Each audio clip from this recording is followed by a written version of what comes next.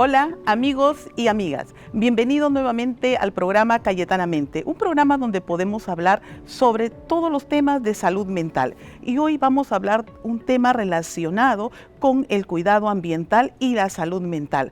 Muchas veces vemos personas que tienen ciertos comportamientos que nos irritan porque no cuidan el ambiente, pero también vemos cada vez más a personas que van teniendo y desarrollando actitudes positivas hacia el medio ambiente. Pero para poder hablar sobre ello, tenemos como invitado a nuestro especialista, el doctor Freddy Monge Rodríguez, quien es especialista en psicología ambiental, investigador en el área de comportamiento ambiental, por supuesto, profesor de la Universidad Peruana Cayetano Heredia, a quien ya le damos la bienvenida. Bienvenido, doctor, ¿cómo se encuentra? Esperemos que hoy esta charla nos lleve hacia un público que pueda desarrollar esa actitud ambiental positiva. Vamos a empezar preguntándole, ¿qué es el comportamiento ambiental y a qué nos referimos cuando hablamos del comportamiento proambiental? Muy bien, muchas gracias, doctora Dani, por esta invitación, que seguramente va a ser un espacio donde podamos hablar de estos temas y cómo las personas que nos escuchan puedan entender un poco sobre el comportamiento y la influencia que tiene en nuestro medio ambiente. Volviendo a la pregunta, comportamiento ambiental son todas aquellas acciones que tiene el individuo sobre su medio, ya sean positivas o negativas, pueden ser favorables o desfavorables. Por otro lado, hay acciones que no dependen muchas veces del individuo, sino también dependen ya de factores macro como las políticas o las condiciones sociales, económicas que uno tiene, ¿no? Entonces, creo que a medida que vamos avanzando con la entrevista vamos a estar profundizando y detallando estos temas. Entonces vayamos delineando. Y si hablamos de lo que es la conducta o el comportamiento proambiental, ¿a qué nos referimos? Muy bien, sobre este tema ya se han desarrollado muchos estudios ya desde la década de los 80, en países como Francia, Italia, España, iniciaron este tipo de estudios en base a justamente estas observaciones de que los individuos no siempre tenían comportamientos amigables con su medio ambiente, ¿no? En vez de cuidar el medio ambiente, pues se preocupaban en cubrir otro tipo de necesidades y no digamos, dar mayor atención a cómo sus comportamientos podrían impactar en el calentamiento global. Entonces, me gustaría que quede claro esta parte. Cuando hablamos de un comportamiento proambiental, significa aquella acción que yo realice para reducir, ejemplo, el nivel de calentamiento en mi planeta. Muchas veces decimos que el comportamiento proambiental podría estar asociado con no botar la basura, pero no solo es eso, ¿no? Es, digamos, un 1% de lo que podemos hacer. Algo que podría ser muy significativo para nuestro medio ambiente podría, por ejemplo, tener una mejor gestión del consumo de agua, ¿no? En los mismos hogares. O cómo manejamos de mejor manera nuestros recursos energéticos. Esto significa que, por ejemplo, podríamos nosotros pensar desde la conducta mínima de cuidar el agua, de buscar una forma más adecuada para reciclar, ¿no? Hasta comportamientos mucho más amplios que tienen repercusión de repente en las políticas, que tienen repercusión en el comportamiento general, ¿no? Pero si nosotros nos detenemos un poquito en el comportamiento proambiental, podríamos examinar quizás qué hay detrás de ello, cuáles son estos determinantes que una persona tiende a tener menos o mayor conducta proambiental. Muy bien, precisamente sobre este tema nosotros hicimos un estudio hace ya más de 8 años respecto a cuáles son los factores asociados o que determinan comportamientos proambientales. Y uno de los factores que nosotros identificamos y también fue motivo de estudio fue la percepción de riesgo del individuo, ¿no? Cómo percibe el riesgo el individuo, por ejemplo, de una ola de calor, cómo percibe el riesgo de un individuo de un evento extremo, de una inundación o de una sequía, ¿no? Que ya el CENAMI ya lo ha pronosticado que en nuestro país van a haber periodos de sequía. Y parece que mucha de la población, no solamente en Perú, sino en Latinoamérica, no está percibiendo este tema y aún no estamos tomando las medidas adecuadas para mitigar este problema. A nivel individual, uno de los factores que digamos, va a predecir un comportamiento proambiental es este tema de la percepción de riesgo. Cuando un individuo percibe con mayor riesgo, algún, riesgo de la naturaleza, va a poder cambiar su comportamiento. Por ejemplo, va a querer ahorrar más el agua, va a querer usar menos el carro, ¿no? Y también el uso de energía va a ser otro elemento que quizás va a tender a reducir, porque va a empezar también a buscar información de cómo podría él ayudar al medio ambiente a disminuir el incremento de calor. Por otro lado, ese es un factor cognitivo, la percepción de riesgo. Por otro lado, está también las normas sociales, que es otro elemento que desde la psicología lo investigamos mucho, ¿no? Las normas sociales tienen que ver cómo es que se comporta el individuo con los miembros más cercanos, ¿no? Por ejemplo, ¿qué opina la familia de un individuo si esta persona está empezando a ahorrar agua? ¿Lo va a apoyar o no? ¿No? Y cómo esa norma social que tiene la familia también puede ayudarlo a seguir incentivándolo, quizás a desmotivarlo en continuar esta conducta. ¿Ok? Y otro factor importante también es la cultura y los factores socioeconómicos. ¿Okay? Y cuando hablamos de factores culturales, pues en nuestro país claramente tenemos 3 regiones separadas en donde cada grupo tiene su manera diferente de pensar, ¿no? Entonces ahí es, digamos, un poco más complejo poder generalizar una posible respuesta para todos, pero sí se ha visto también que el factor cultural predice un comportamiento proambiental. Entonces, en conclusión, podemos predecir comportamientos proambientales a partir de factores cognitivos como la percepción de riesgo, normas sociales que podrían ser comportamientos relacionados con la familia, y también factores sociales y económicos que muchas veces ya no dependen del mismo individuo, sino ya, por ejemplo, de políticas de gobierno que sí también influyen en la manera como nos comportamos. Qué importante tocar la percepción de riesgo, porque este es el núcleo básico para poder direccionar las normas, para poder hacer este cambio de conducta en las personas frente a ello. Y creo que ahí nos vamos asociando a las actitudes, a las creencias, ¿no? A cómo la persona va a tomar decisiones respecto a su comportamiento relacionado con el medio. ¿Es cierto, doctor? ¿Es así? Sí, para hacer, digamos, un deslinde entre la percepción de riesgo, me gustaría clarificar primero el riesgo. ¿Cómo entendemos el riesgo? Muchas veces el riesgo lo entendemos como algo físico, ¿no? Y desde las ciencias naturales, por ejemplo, los climatólogos entienden un riesgo cuando hay una avalancha, no decimos estamos frente a un riesgo físico, pero a nivel psicológico el riesgo lo evaluamos más a nivel cognitivo, ¿no? De cuán cercano o lejano ve la persona ese riesgo para él, que físicamente quizás no lo está experimentando, pero mentalmente lo está imaginando, lo tiene construido, ¿no? Claro, entonces, por hay eso, un riesgo físico, si queremos decirlo ahí, y hay una percepción de riesgo que es ya a nivel mental, ¿no? Por ello, creo que es importante también tomarlo, porque desde la percepción que tenemos, desde la predicción que podemos hacernos cognitivamente, aparecen situaciones relacionadas con nuestra salud mental, ¿no? ¿En qué medida estos elementos van a repercutir en la salud mental? Hoy, por ejemplo, se habla de ansiedad ambiental, de conciencia ambiental, de estrés ambiental. ¿Qué nos puede decir respecto a eso y cómo repercute esto en las personas? Sí, justamente los reportes de la Organización Mundial de la Salud del 2022-2023 nos indican, por ejemplo, algunas cifras estadísticas que en el mundo las temperaturas están tendiendo a incrementar, ¿no? En todas partes. Producto de eso es las olas de calor que están sufriendo ya países europeos, y también lo hemos vivido en Perú. Y esto está causando muertes, por un lado, o enfermedades físicas, pero también está teniendo impacto en la salud mental de las personas.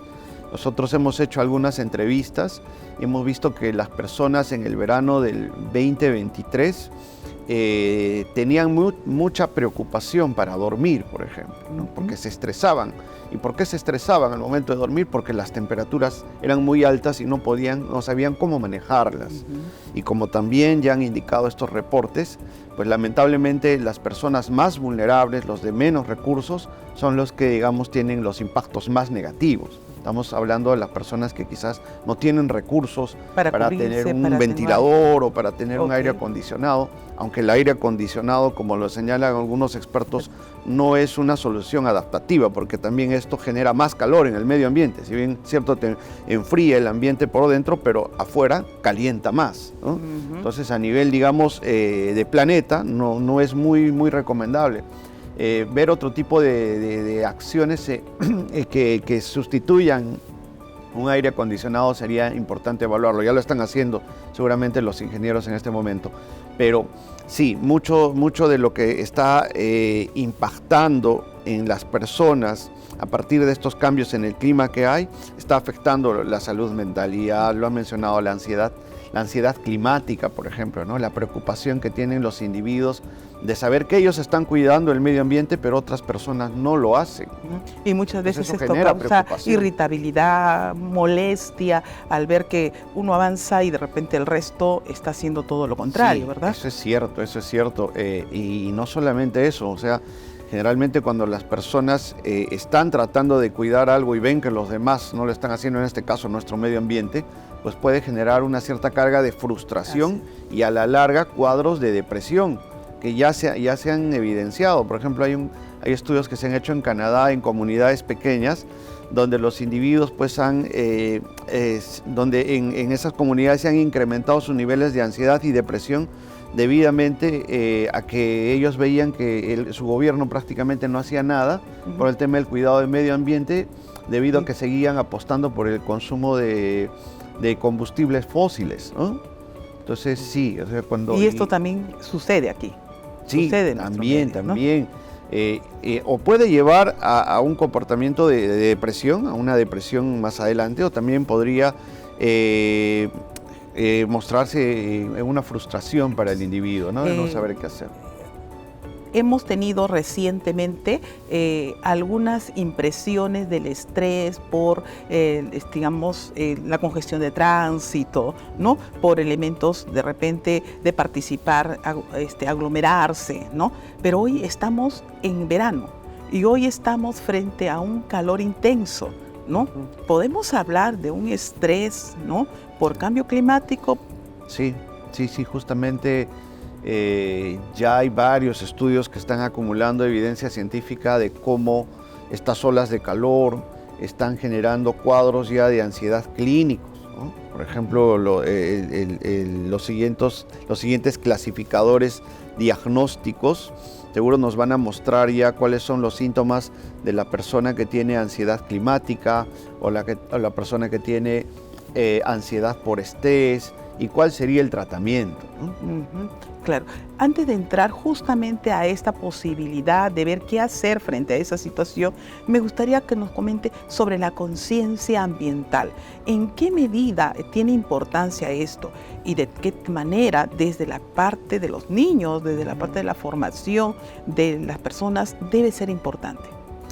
El tema de la conciencia ambiental es otra variable muy estudiada y también importante en el tema de los comportamientos proambientales, porque desde un primer marco nos muestra que las personas que tienen mayor conciencia ambiental, o sea, que están más conscientes de los problemas que tiene el medio ambiente y de que ellos pueden aportar desde sus comportamientos alguna solución, a comparación de los que no tienen conciencia ambiental y que ven esto como algo lejano o como algo que nunca les va a pasar o que el cambio climático no existe, como en algunas páginas del internet podemos encontrar, o algunos políticos también, como en algún momento lo han realizado, han negado el tema del cambio climático, ¿no? Entonces, sí, el tema de la conciencia del medio ambiente es determinante para que el individuo pueda tomar acciones, ¿no? de qué realizar frente a esta situación pues, que él ve como... ¿Podríamos describirlo como el darse cuenta de que existe el fenómeno o podemos describirlo como una percepción del ambiente? Bueno, decimos que una persona es consciente de su medio ambiente cuando ha identificado cuáles son aquellos factores que podrían dañar su medio ambiente. Por ejemplo, el cambio climático, le decía, ¿no? Por ejemplo, el tema de los recursos hídricos, los recursos energéticos, las emisiones de CO2, ¿no? Entonces, una persona que ha identificado esos elementos va a tener mayor conciencia de los efectos negativos que tiene el cambio climático sobre su medio ambiente. Por otro lado, la conciencia ambiental también podría estar asociada a cómo el individuo valora sus espacios naturales. Ese es otro tema también interesante. Por ello que está un poco relacionado con la parte más actitudinal, sí. ¿No es cierto? Es un tema bastante amplio, pero es importante tener en cuenta la forma como nosotros podemos conducirnos porque estamos frente a esta realidad, ¿no? Desde su perspectiva, como especialista en este tema, ¿cómo podemos intervenir? De repente tenemos varias áreas en las que podamos intervenir. Sí, gracias. Justamente yo quería mostrar este libro que, bueno, lo he leído ya a principios de año y siempre me gusta leerlo. Es What You Can Do to Reduce the Climate Change, que nosotros podemos hacer para reducir el cambio climático, de Seth Wines, que aquí nos da algunas pautas de cómo nosotros como individuo podemos desarrollar primero mayor conciencia climática, y nos dice que nuestras acciones pueden ser individuales y también colectivas para ayudar a nuestro medio ambiente. Y muchas veces el individuo dice, bueno, pero que esperen que empiecen primero los demás, ¿no? Y luego yo voy a cambiar.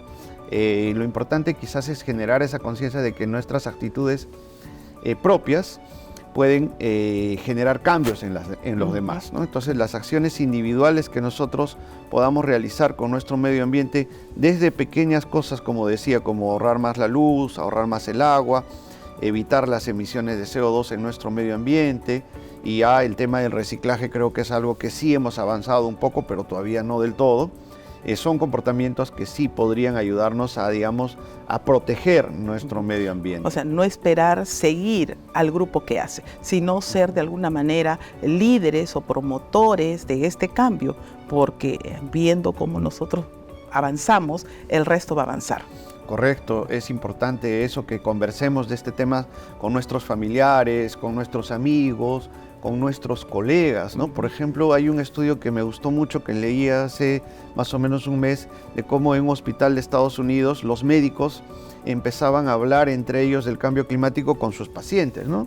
En medio de la consulta o después de la consulta, obviamente siguiendo su protocolo, pero hablaban de esto con ellos y veían que tanto en las personas que estaban en formación como los mismos colegas, pues les gustaba hablar del tema y empezaban a reducir su consumo de carne, por ejemplo. Decían ellos, ya no consumimos mucha carne, ahorramos más la luz, ¿no? Y estas pequeñas, digamos, estos pequeños comportamientos que nos pueden ayudar a cuidar nuestro planeta. Entonces sí, creo que las acciones deben empezar de uno mismo, debemos de conversar de este tema más con nuestros amigos, familiares, colegas, y seguramente esto se va a estar amplificando cada vez más. Estamos entonces señalando la importancia que tiene la difusión, la importancia que tiene tomar una adecuada información en relación a esto. A veces en algunas instituciones educativas se da la oportunidad de hacer algo respecto a ello. Entonces ya los niños van formándose en ello. En las instituciones también a nivel de educación superior hay cursos o algunos tópicos que llevan a esto. Por ejemplo, nosotros en Cayetano tenemos un curso de psicología ambiental, ¿no? ¿En qué medida esto sigue siendo importante y en qué medida sería relevante que se continúe? Creo que, por ejemplo, a nivel de educación básica regular, estamos hablando de colegios, hay planes que incluyen el tema del cuidado ambiental, pero no están del todo adaptados a nuestra realidad. Yo creo que sí sería importante revisarlos y actualizarlos y colocarlos de acuerdo a cada edad y ver cuáles son los temas relevantes donde los estudiantes, en este caso de educación básica regular, puedan tener más atención. En caso de la educación a nivel superior, creo que sí es necesario que se conserven los cursos que tengan que ver con el cuidado del medio ambiente, porque ¿a dónde nos lleva todo el contexto mundial en el cual estamos viviendo? En unos años todos los profesionales van a tener que trabajar con políticas de cuidado medioambiental, todos. Entonces creo que este tema tiene que seguir desarrollándose, revisándose, y creo que sí es importante que en la educación superior, en las mallas curriculares, se deban insertar algunos cursos que tengan que ver con la gestión del medio ambiente o con la sostenibilidad, ¿no? Claro, que tiene mucha repercusión a nivel de educación, ¿no? Y hablando desde la educación desde casa también, ¿no? Correcto, claro, cómo la familia influye en la formación de los niños es determinante, nosotros lo sabemos eso, ¿no? Y esto nos lleva a un punto muy importante. Vamos a tener situaciones de mayor riesgo, ¿no? Y va a haber situaciones, como sabemos nosotros, es evidente, estamos frente a un cambio climático, ¿no?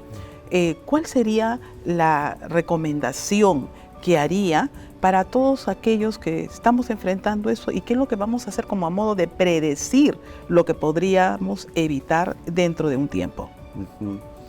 Muy bien, estamos frente a una amenaza grande en nuestro planeta. El problema es complejo, ¿no? En este último COP que hubo recientemente, se mencionó que, por ejemplo, el impacto que está teniendo en la salud no debería ser un tema que se deba negociar con los políticos porque es un derecho, ¿no? Tanto la salud física como mental. Entonces creo que sí es importante que nosotros estemos atentos a ver cuáles son las intervenciones tanto a nivel individual, a nivel grupal, que podrían ayudarnos a mitigar estos problemas que estamos teniendo, adaptarnos a situaciones futuras, como lo he indicado. Y creo que depende mucho esto, para esto es muy importante que la comunidad científica genere suficientes evidencias de cómo esto está afectando a la población y cómo a partir de estas evidencias también se puedan generar políticas de gobierno que nos permitan tener espacios más saludables o escenarios en el futuro donde los riesgos que implican estos cambios en nuestro medio ambiente no afecten la salud de las personas, no afecten el bienestar de las personas como lo está haciendo ahora. El desarrollo del bienestar personal, el bienestar psicológico en el sentido de cuidar nuestra salud mental se hace evidente, ¿no? Así es. Se hace necesario, ¿no? Desde la perspectiva de los especialistas, quienes están de alguna manera cercanos a este tema. ¿Qué última recomendación le haría al público que nos va a escuchar? A ese público que de pronto no se había dado cuenta de cuán importante es cuidar el ambiente. Muy bien, gracias. Creo que como personas en general lo que podríamos hacer primero es informarnos bien, buscar buena información de cómo nosotros podríamos tener conductas proambientales y lo que comentábamos a un inicio, ¿no? O sea, cómo podemos generar mayor conciencia. Las fuentes de información son muy importantes. Lo que está haciendo mucho daño para el desarrollo de la conciencia ambiental son las redes sociales como el Facebook, el Instagram, sobre todo en jóvenes, adolescentes y adultos, porque mucha de esa información es falsa, es fake news, como le decimos, ¿no? Así es. Y muchas veces eso nos lleva a tener comportamientos, pues, antiambientales, si queremos decirlo. Sí. Entonces, la fuente de información creo que es un punto importante para ver cómo podemos nosotros informarnos, desarrollar mejor conciencia ambiental y pues traducirlo en nuestro comportamiento, ¿no? Si tenemos alguna duda, siempre consultar con un experto o buscar una página como la Organización Mundial de la Salud o como esta página del IPCC donde salen reportes científicos que podrían ayudarnos a tener mejores luces para ver cómo hacemos, ¿no? Y la parte de educación también es importante, ¿no? Creo que con ello hemos tenido una visión que incluso yo visualizo cómo es que las personas que ahora están viendo este cambio van a darse cuenta lo importante que es tener una adecuada percepción de lo que está ocurriendo, ¿no? Freddy, muchísimas gracias. Espero que esto sea un canal para que las personas tengan una mejor conciencia del clima, ¿no? Y puedan hacer algo por el bienestar personal en relación a ello. Muchísimas gracias. Muchas gracias a ti, Dani, muchas gracias a todos los que nos están viendo, escuchando y bueno, estamos siempre dispuestos a responder cualquier pregunta. Listo. Gracias. Ok. Hemos tenido la oportunidad de conversar con el especialista, el doctor Freddy Monge, quien nos ha señalado cuán importante es tener una adecuada percepción del riesgo ambiental y buscar el cambio de nuestro comportamiento para el bienestar psicológico y no caer pues en estos estados emocionales que podrían repercutir en nuestra salud mental y tener en cuenta ello. Muchísimas gracias por ello. Continúenos viendo en nuestro programa en Cayetano.plus.